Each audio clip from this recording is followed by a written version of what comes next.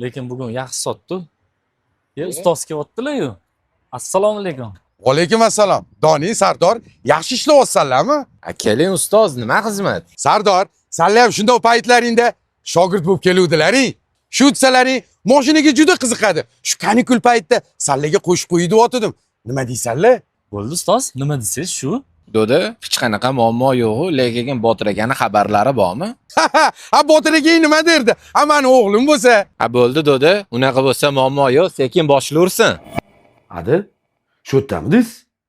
Birovni haqqishga joylab qo'ydingiz. Dadabayev desa hamma taniydi.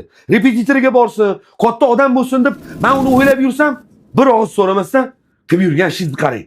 Ertadan nima qilib bo'lsa ham etingda uyda o'tirsin, repetitorga borsin. Ha, ukam.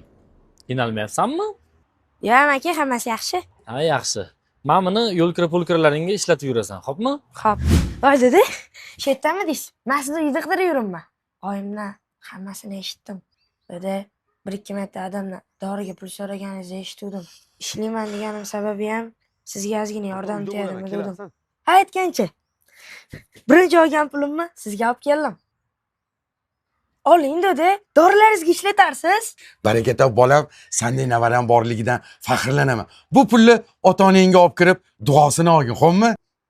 O'zimcha farzandimni tarbiyaladim dimman-u, lekin hali o'zim ancha tarbiya olishim kerak ekan.